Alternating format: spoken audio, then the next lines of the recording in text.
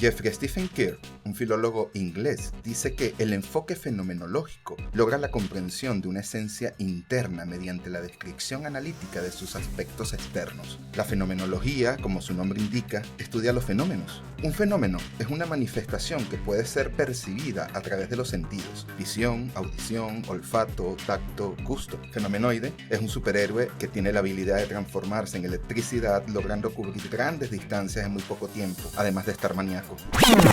Creo que me desvié. Gaston Bachelard fue un fenomenoide, un filósofo, epistemólogo, poeta, físico, profesor y crítico literario francés que estudió la imaginación poética desde un enfoque fenomenológico, epistemológico y psicológico. Bachelard escribió este pequeño ensayo, La llama de una vela, que sería apenas el abreboca para otro libro un poco más complejo titulado Psicoanálisis del fuego. Bachelard dedicó gran parte de su vida al estudio psicoanalítico de los elementos, generando una psicología de los elementos: el agua, el aire, la tierra y por supuesto el fuego. En La llama de una vela, la majestuosidad del fuego está resumida y poetizada en su mínima expresión: la llama de una vela. En La llama de una vela, dice Bachelard, el soñador vive en un pasado que ya no es solamente el suyo, es el pasado de los primeros fuegos del mundo. Hoy día, que vivimos en un mundo de metaversos, universos paralelos, viajes temporales, interespaciales, imaginan poder abstraer la mente para que con solo observar la llama de una vela seamos capaces de conectar con un pasado que nos antecede millones de años. Somos capaces de sentir que esa pequeña llama es el recuerdo del primer fuego que dio origen al mundo. Y si lo sentimos, ¿cómo lo describimos? Podríamos, mediante la descripción de ese fenómeno externo, quizás estar hablando de la esencia interna que nos ha capturado la atención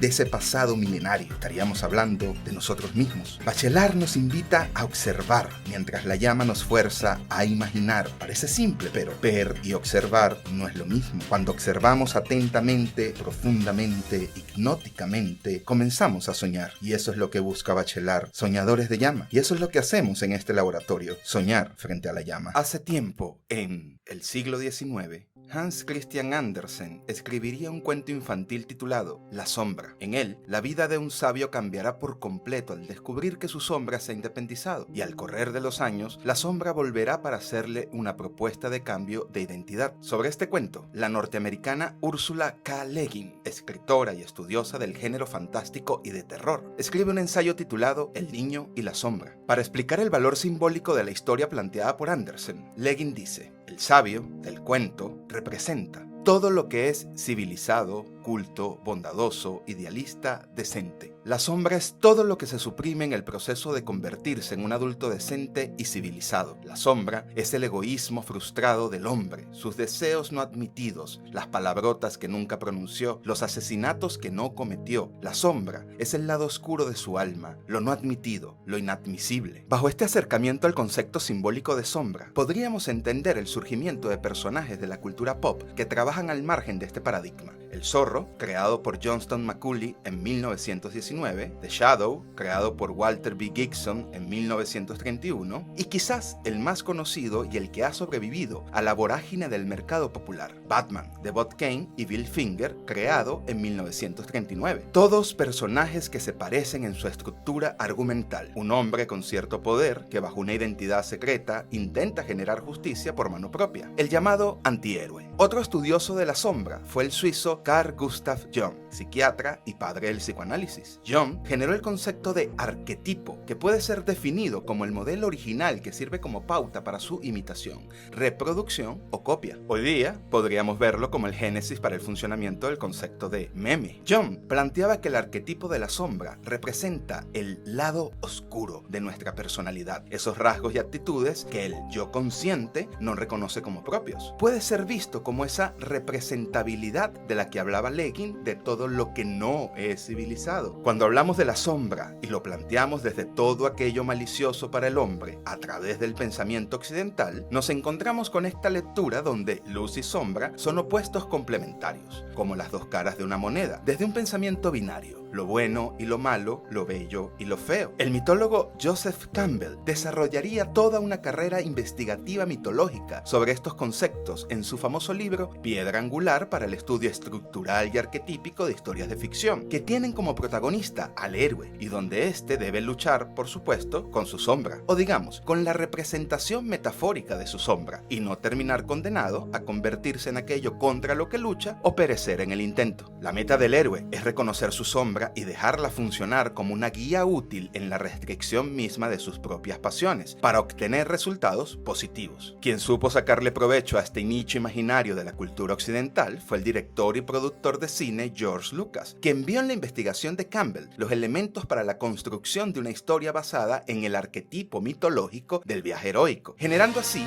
una nueva mitología, quizás la primera mitología cinematográfica de carácter universal. Puede que jamás hayas visto Star Wars, pero sabes, quizás sin saberlo, de qué trata con solo oírle nombrar. En Lucas, la luz está representada en la fuerza y la sombra en el lado oscuro. Luke Skywalker debe batallar contra sus propias angustias, que finalmente terminan estando representadas de manera simbólica, metafórica y, por supuesto, sorpresivamente argumental en la figura paterna, Anakin Skywalker, que se dejó consumir por su propia sombra, generando un cambio de identidad, Darth Vader. Exactamente lo que ocurre al sabio en el cuento de Hans Christian Andersen, una tragedia contemporánea. El espléndido escritor argentino y referente del fantástico latinoamericano Jorge Luis Borges le da a la sombra un sentido literal. La sombra no es en Borges una metáfora del lado oscuro del alma humana, sino testimonio de una ceguera progresiva y patológica. Dice Borges en su poema Elogio de la sombra: esta penumbra es lenta y no duele, fluye por un manso declive y se parece a la eternidad. Mis amigos no tienen cara, no hay letras en las páginas de los libros. Todo esto debería atemorizarme, pero es una dulzura, un regreso. Borges, estoico y lector de Tanizaki, le imprime belleza a una circunstancia en apariencia terrible. Para él su ceguera es una clave donde puede descubrirse en el acto imaginativo del sí mismo. Su mente, imaginación, se convierte en un espejo donde puede verse, reflejarse. Para Borges, la sombra es un maestro,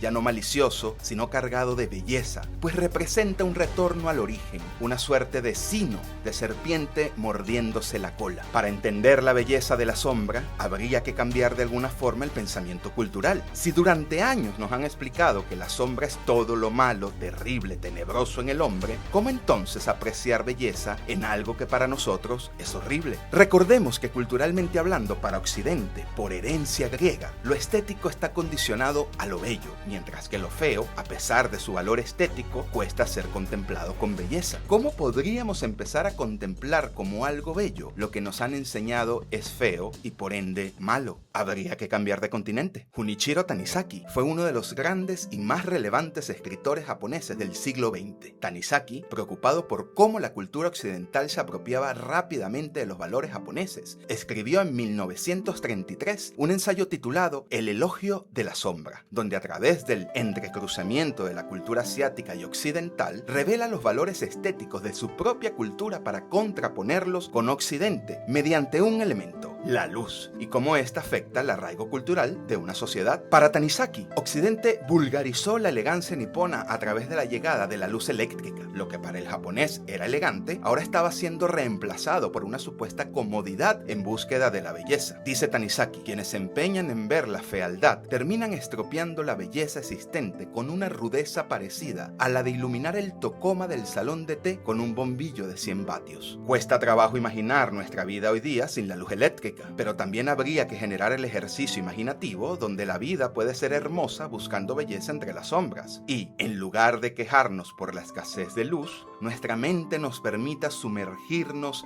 en la penumbra, buscando en sus entrañas una forma particular de belleza. Junichiro Tanizaki.